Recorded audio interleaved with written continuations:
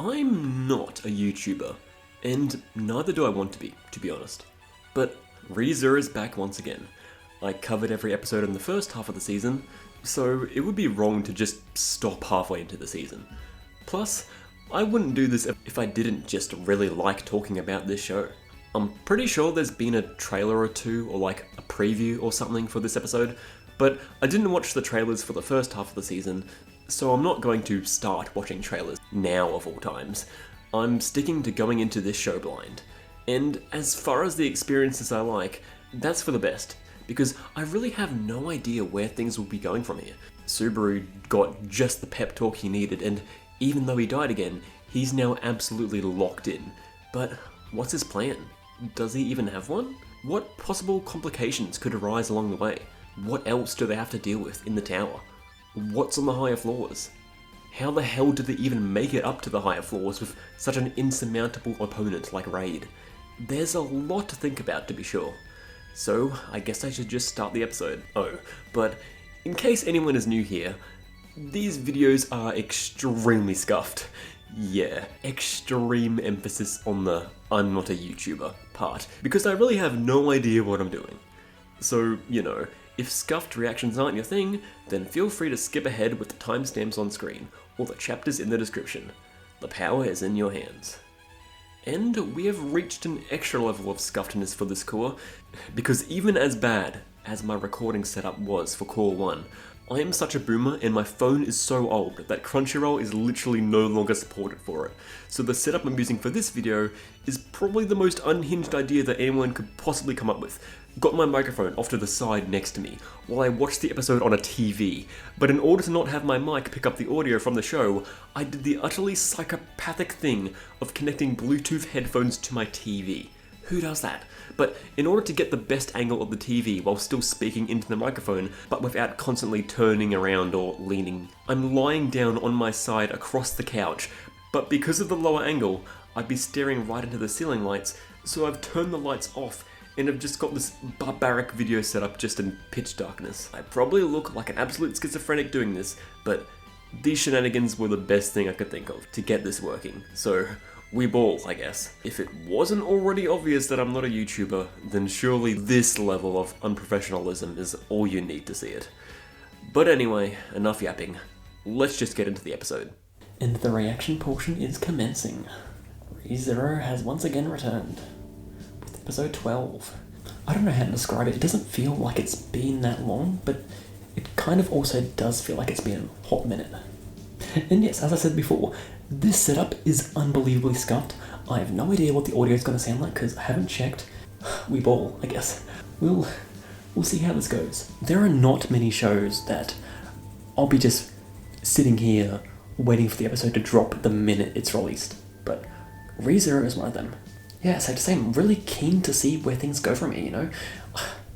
The feeling from last episode is kind of like the feeling I got from when Season 2 ended, where it was just so satisfying that it almost makes you forget, oh yeah, there's more show after this. So, at least for this season though, we're actually in the middle of a conflict, so at the same time, I don't know from what way they'll progress from last episode. So, yeah, I guess we'll just have to see. Riveting discussion, but yes, I say this is a sign that we just start the episode. I don't know how good the timing's going to be for this, but let's hope it works. ReZero, starting life in another world, episode 12, from now on, starting in 3, 2, 1, play. Might be a little bit desynced, but he's going to have to re-inform everyone about what's happened. But how will they take it? I wonder if we're going to get the opening of this episode as well. So you can't believe the adorable Betty. Yes, see, this is how you should be treating Beatrice and not just slapping her in the face. Like, that was uncalled for, man. But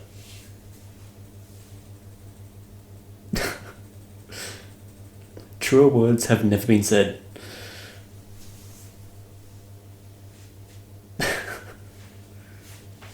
Okay, but he's gonna have to inform them that he's not really fully knowledgeable, but oh man. But yeah, I wonder if we're going to get the opening this episode. See, they don't even have to know what is up. They can just... Yeah. Seeing Amelia on a 4K TV is, it hits different. Oh. That's nice. Okay, we are getting the opening. Okay. So... I wonder if the opening is actually going to change, come to think of it. It might, but... I mean, it's the same song so far, but... And most of the same visuals, but... I wonder if they're going to change them. Was that different? That little bit where it showed, like, Amelia's eye squinting. I feel like that was different, but I'm not entirely sure. I mean, to be brutally honest, most of the time during these videos, I actually don't really pay that much attention to the opening, so...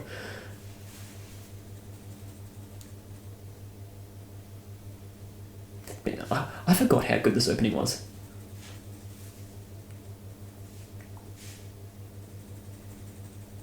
Which, I mean, it should be a crime that I haven't been constantly listening to this opening on repeat, but I haven't been listening to much music in general, so...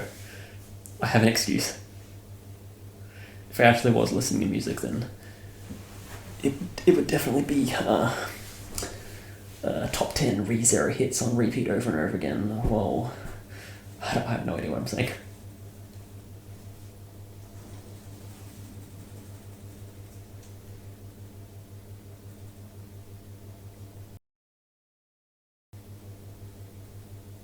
If you haven't seen my video from about general theories, long story short, I'm not exactly confident in Rem's chances. Okay, it's back to this, okay. So it's a similar sort of repeat, but...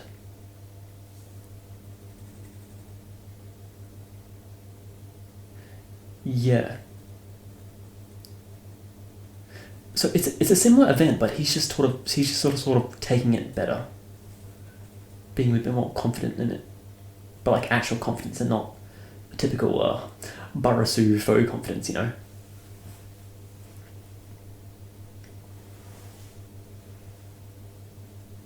Yeah, she said that before. And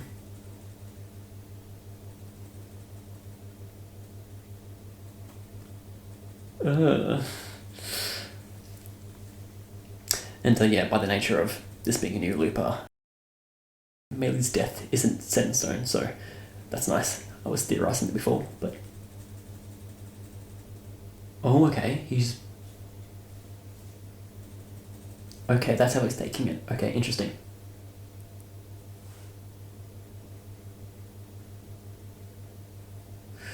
He kind of does know, but not really. Because he saw it through Meili's memory, so that's interesting. Shaola is an absolute treasure. Even if she's a scorpion.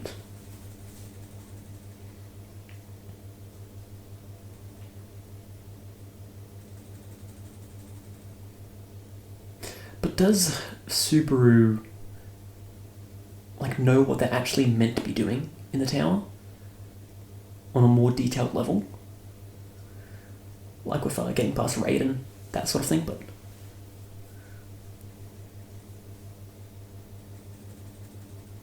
Because, you know, Subaru is Subaru, but this is specifically Nibiru, so he's not fully aware of everything. And also, Ram, why are you calling everything lewd?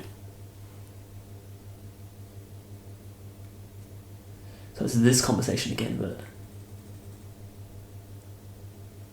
slightly different.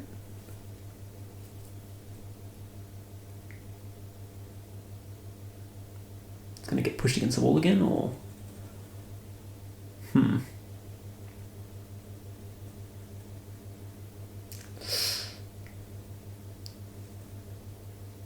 Okay. Yep, okay, it's this again. But his face, it's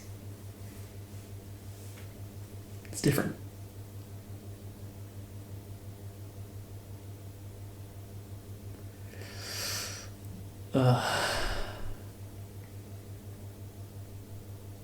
As you forgetting Rem.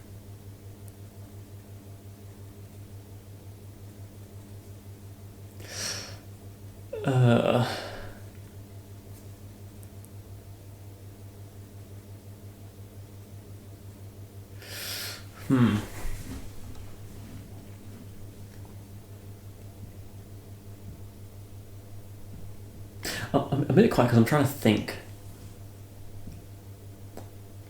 I'm trying to think back on why Rem got taken over that one loop, but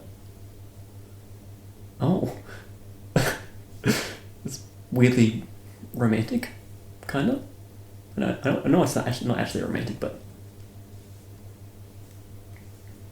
got that kind of vibe. Slightly, kind of, sort of, not really.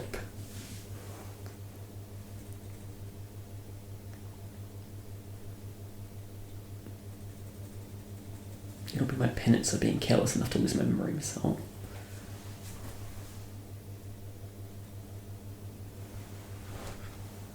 Oh. Slap. Yep. Oh, gotta love that quadruple take. Yep. I don't think Newbury rather fully understands Ram's just yet.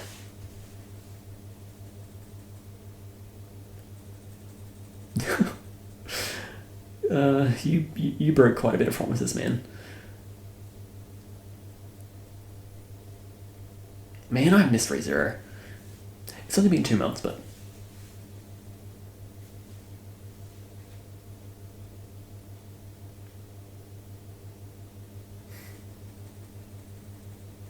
short legs.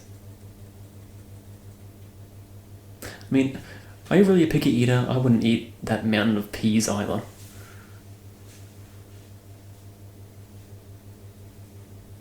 UK bad Rem, yeah. Understatement of the century. As much as a 2016 ReZero fans would like to claim otherwise, with the I love Amelia moments. I like this like composition, like the distance between them.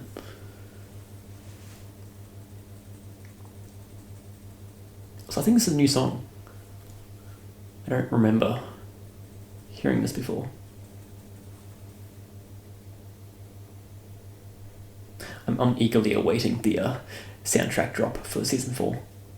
It's probably going to be until the end of the season, but still. Not too far away now, 8 weeks.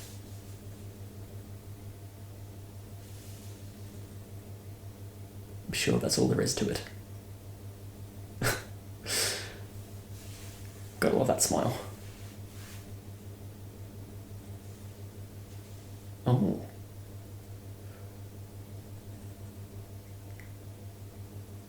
Are you gonna get pushed?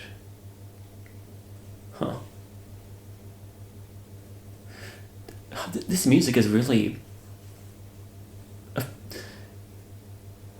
there's a different air to this now. Oh. I like it. Oh, don't... Oh, okay. Yeah. He couldn't even... Okay, no. I'm stupid. He was just thinking back on it. And he's going to turn around and see... Melee. Yep, Melee. Okay, it was. But why? Was it because of what Gluttony possessed Subaru said to her in the library?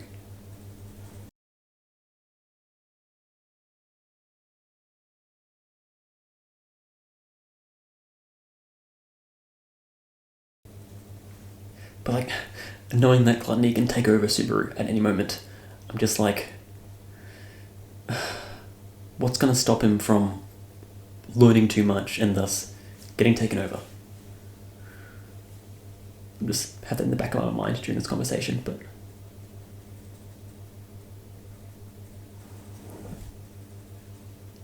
Oh, okay. Is that the angle he's going with?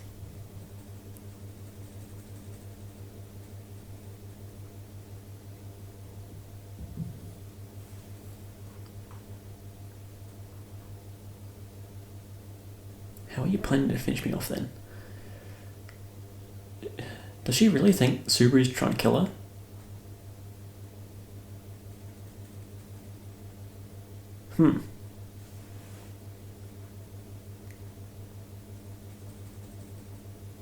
Oh.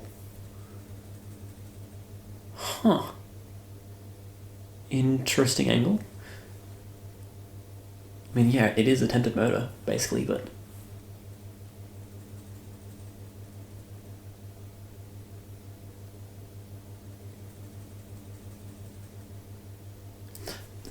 Subaru's a good man. And he knows, like, more about her than pretty much anyone else would, because he's experienced her life from her POV, so... This is interesting. Now I'm really glad she didn't die for good, because we wouldn't be getting this moment right here, but... Even more focus on Meili. Murder is a habit. Oh.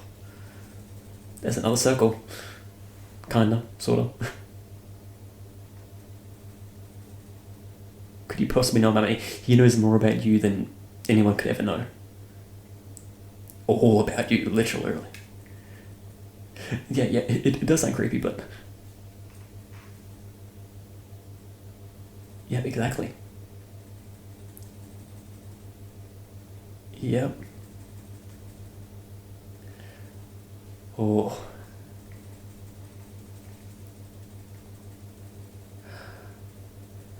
Oh no, no. Oh. Oh, are we going to get a locked in Meili death? Because I feel like from the turning point from last episode, this run might be the one that's locked in, but... Okay, we're getting the flashback in colour now. Interesting. Huh.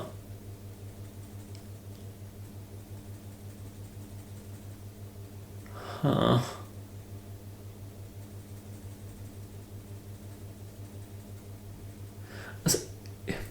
It's interesting that they're bothering to go back and colour in these scenes. Like, they didn't need to do that, but it's nice either way. She looks a little bit less like the secret third gluttony sibling. Oh, okay. Not too particular about clothing. Interesting. Oh, never mind. I don't know. Oh yeah, that's true. She would have to get her name from somewhere.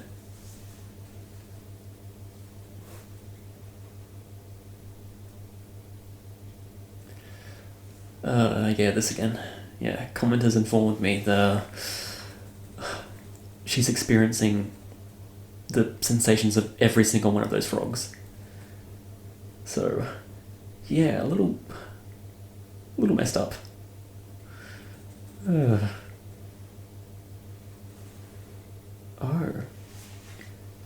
Huh.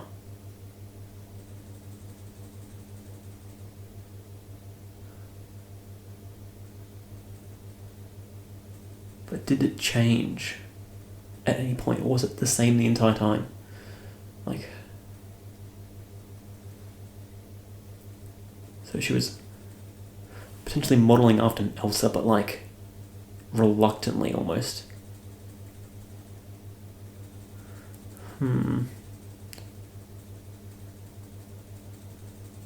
Kept all that secret from Elsa. Dreadful. I'm assuming the snowy place is Gesteco.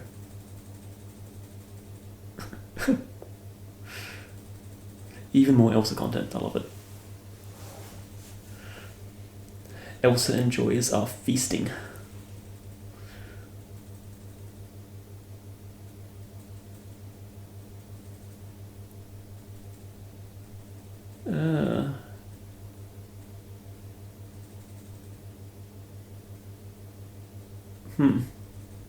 She's not. Is she? Is she continuing with the biting thing just to like keep face that she's still the same? I don't know.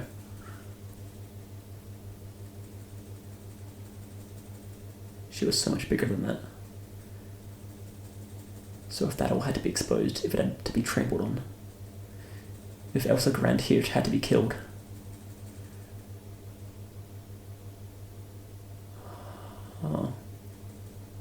What would have been so much better if you had just let me end it. Did he? Oh my god. He wasn't skilled, because Newbury doesn't have the skill with a whip, but when he needed it most, it came in clutch. Avenge.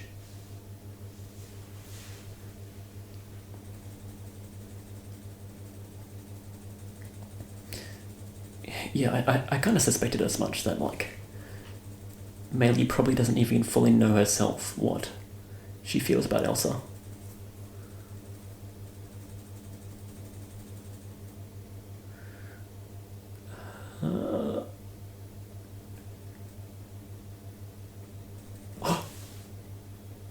Amelia.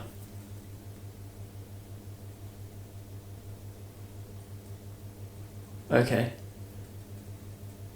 Or at least optimism. Oh, why is the steps turning to ice?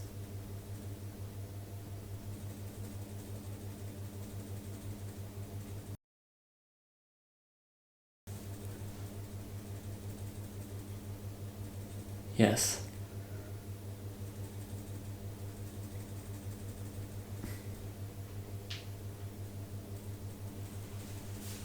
God bless Amelia. I guess. Okay, overthinking a little bit. When the steps were turning to ice, I was getting like Puck flashbacks, but no, it's just Amelia. Or Nia-san.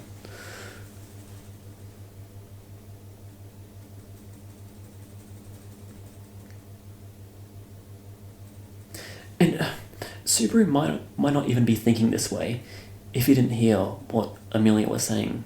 That other loop about Amelia being pardoned. Oh.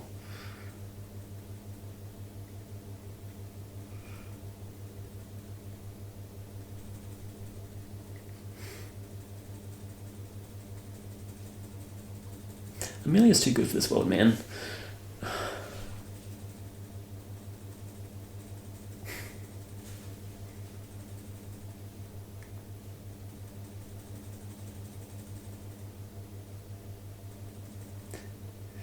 Yeah. She kind of was a cannibal. We love Elsa all the same, though. Though, yeah, modelling yourself after Elsa isn't the best.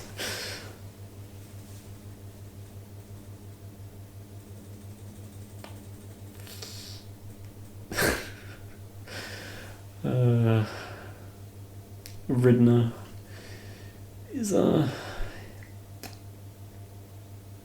placement in the group is very interesting.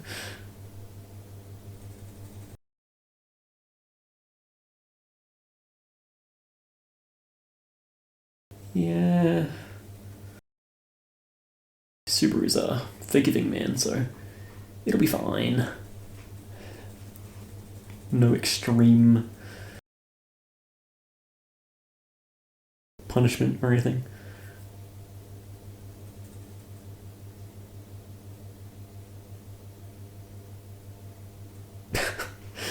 Okay, just don't imprint Meili with just bad habits, I guess.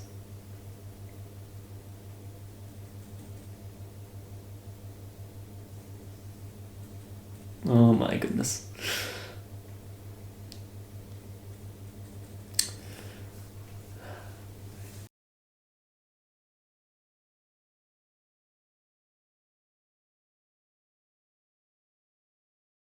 Oh my goodness.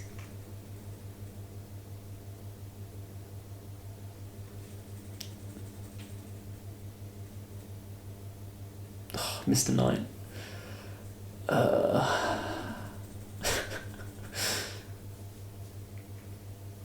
Julius is still crushed by being forgotten by literally everyone, but a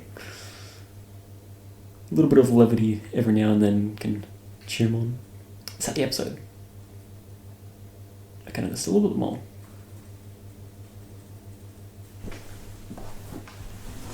That's a weird way that I'm with this new setup, is that I don't know when the episode's actually going to finish. Don't see the timestamp, but for all I know, this could be an hour-long episode, and I have no idea. But if you meet the requirements to conquer the tower, we'll find the reason for your amnesia in the process.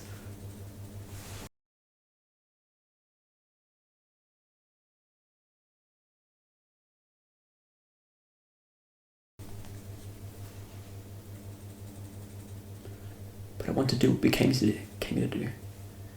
Yeah. Okay, Edie is just in the background, okay. let me worry, okay.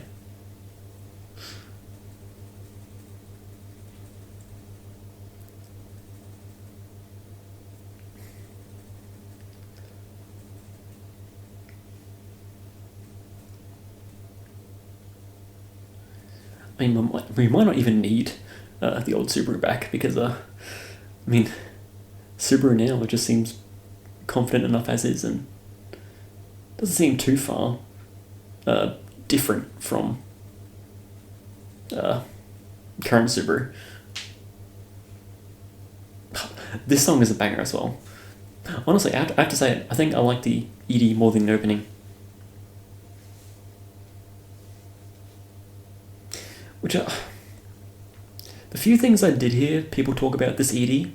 It didn't seem to be very popular, or well liked rather. But I don't know. I really like it.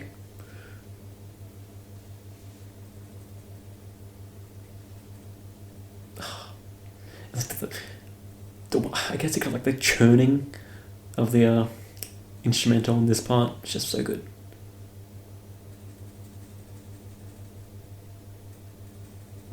And that's it. Wow. Interesting episode to get back to the show. A nice episode this week. Even more melee focus, which, if she is going to be a new character if she is going to be a presence in this arc, you want her to actually not just contribute in a physical sense, but actually have some character focus, more so than just what we got in the first core with and all the stuff we got in episode 10 in general.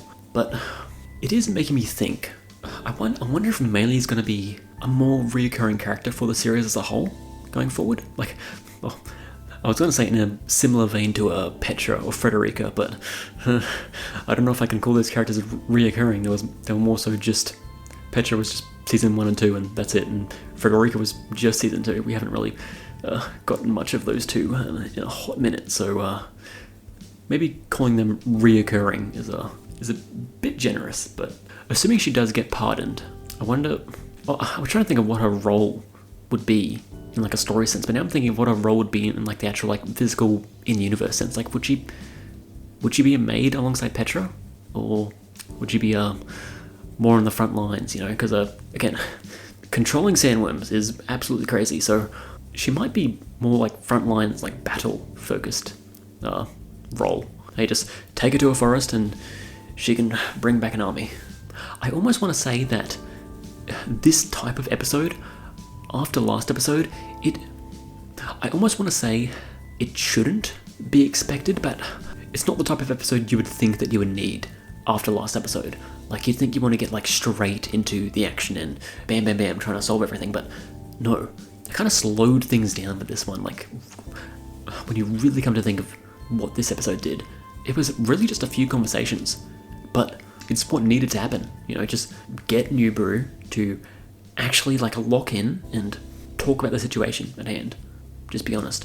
Yeah, it's what needed to happen. That first third of the episode was really interesting how they did it, because it was almost identical to that first loop with Amnesia Lost Subaru, but it wasn't the exact same. And it was the differences were very subtle, but you could immediately notice it. Subaru's expression is just completely different in this one scene. Like, for all intents and purposes, you shouldn't remember that detail, but you do. That was a very interesting start to the episode. But the rest of the episode, man, I keep saying this, but it's gonna be another thing that I look forward to watching again when I rewatch the episode, because I think a lot of things in ReZero hit harder when you watch them a second time, because the first time you're just trying to absorb the information as it's coming to you, but like when you already know the information and you rewatch it, it sort of makes you get better absorbed into the moment, I guess. Yeah, I think this episode was another one of those episodes. Because again, I was thinking, is Meili gonna die? And think of a meta aspect, like, Subaru having all these conversations. It's something that you'd expect from the Perfect Run. Like, you could maybe consider it to be a flaw of the show, is that once you notice it, it's hard to not notice it. What run is actually going to move forward. Like, season 3, you can immediately tell, like, all these runs where Subaru isn't talking to anyone, and obviously he dies in those runs, but the run where it actually does talk to people, and the run where it actually shows conversations between other people besides Subaru, why would they show that if it wasn't going to be the run that goes forward? So yeah, it's a little bit of a meta aspect that I hate to use this word, but it sort of lessens the show a little bit. But again, it's only really a problem if you notice it, but I'd hesitate to even call it a problem. But yeah. But again, like I said earlier, even though him having these conversations is great, given that at seemingly any point in time, Gluttony can just like swap places with Subaru, and again, this is assuming it's Gluttony, but like, come on, it has to be Gluttony. Like, episode 10 and the way not Subaru was talking in the Meili flashback, like, yeah, that was Gluttony. Yeah, given that Gluttony and Subaru can like swap places at any time,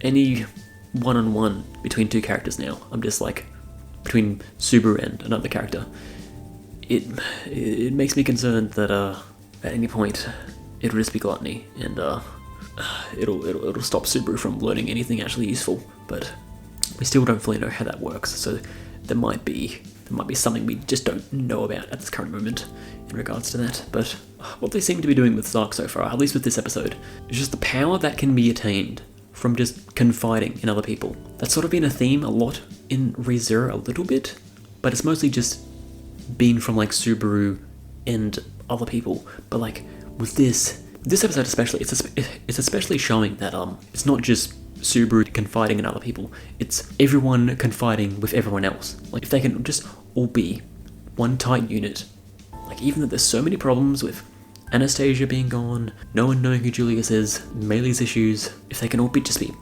tight-knit and all confide in each other, just all be one unit, getting to the next floor past raid might not be as hard as I think, you know? I think it's about time that I call it here for the post-episode discussion, and we move to the review portion. So, I think we should do just that. I really hope that the audio is good. But anyway, on to the review.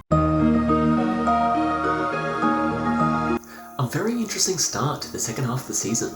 The upswing has begun, but we're not going full guns blazing just yet, because as easy as it is to forget after the monumental levels of optimism from last episode, but Subaru has still lost his memories, and we're still no closer to actually progressing through this tower, or even having the tiniest idea of how to actually recover all these lost memories. So, Subaru takes things slow, talks things out, lets everyone know about the amnesia, but takes on the angle of it being fragmented memories. And I have to say, as much as I love how crazy ReZero can get, the slower pace for this episode is a really nice change of pace from the past few episodes. And that's including the last episode, because while last episode had that brilliant Amelia scene, there was still the absolute insanity of the first half of that episode. But this episode, they really took things steadily, just informing the characters of the situation at hand, airing out all the secrets everyone's been keeping.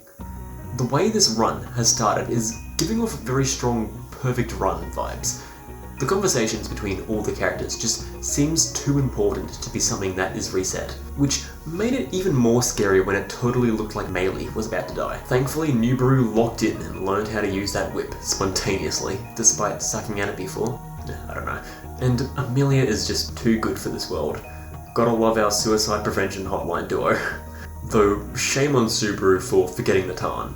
And there were so many scenes this episode that were extremely similar to the ones in episode 8, which ever so slightly bothers me. This season has been doing that kind of thing because I thought the mansion arc already established that Subaru trying to repeat everything the exact same way isn't how Return by Death works, but I don't know. To be fair, it's not like Return by Death rules have been properly spoken out loud, so we're still in the dark, really. But yeah, a lot of scenes playing out almost exactly as they did in episode 8, but then being turned around to end on a more positive note, like the Ram conversation. And Subaru made real good use of the repeating events by baiting out the one who's been pushing him off the ledge. And it's when we learned that, hey, I was right, Meili was the one to push him. Though, really in hindsight, she was kind of the only option because who else would it have been? Also, I can't be the only one that totally thought Subaru just clumsily fell down again before realising it was a flashback. And yeah, this episode has some real strong Meili focus, which I really was not expecting because I just kind of thought all of her stuff was done for the season. And heck, before episode 11 I thought she might have just been out of the show entirely until her death was reset. But no, this episode goes even deeper into her character now that Subaru knows literally everything about her, because he kinda sort of experienced her entire life. And yeah, the character focus on Meili was very nice. I imagine it can be easy to not take this idea super seriously since it's portrayed with a character who was literally raised by wolves, but just the concept of being what is essentially a human mimic, not properly thinking for yourself, just emulating the people you surround yourself with. Even if they're people you detest, you copy them, and what they do and how they act. I think a lot of people in real life could actually relate to this, whether they realize it or not. When this season started, I questioned why Meili was even here to begin with, since she seemed like such a random addition, especially since she wasn't even much of a character prior to that point. But I have to say, with what they've done with her character so far, I'm glad she's part of the cast. She's a unique addition to the group, and here's to hoping the rest of the gang can be good role models to imprint onto Meili. The last thing we need is for Meili to become a miniature raid. And can I just say, Elsa and Joyce are never gonna stop feasting with how they keep showing her long after she stops being around. Especially just this super casual stuff with her just sort of existing around Meili. I've said this before and I'll say it again, the three-dimensionality they give to Elsa, despite being such a twisted and broken individual, still makes her feel complete as a person who exists in this world, and to have depth to her. As an enjoyer of Elsa, it is very much appreciated. And now, let's talk about the break time. The break time for this episode was really good. Might be one of the best ones we've got for this season. Though, I admit, I am a little biased. Showing yet even more of Meili and Elsa's past, and showing Meili's first assassination job, and Elsa losing her arm and just being so casual about it. And of course, as Meili is having a nice moment saying that she will metaphorically be Elsa's left arm, Elsa just casually regrows or regenerates her arm, I guess? So Elsa just full-on has some crazy healing factor or something? This break time feels extremely significant for Meili as a character, and watching it, I almost feel like this should have been part of the main episode, because I feel like just this small scene informs us so much on even more of how Elsa and Meili's dynamic in the past worked. But at the same time, maybe Elsa regrowing an arm would have been too distracting of an out-of-nowhere thing to happen for the Meili flashback scene in this episode. It might have taken away from the mood they were setting, so I can kinda understand. And that's it for this week's episode. Like I said, the rise after the fall has commenced, and you can really see the small slivers of the current Subaru we know and love come through out of Nibiru more and more in this episode. I think Ram put it best. The Subaru we love is still there. He's just invisible, like a flower buried under a layer of snow. Maybe by the time we're getting close to Subaru's memories coming back, maybe Subaru and Nibiru will be almost indistinguishable from each other, just from how much Nibiru has grown and developed. And that's it. That's the video. I keep saying I don't know how to end these videos, but I really don't know how to end these videos, so yeah, goodbye, I guess?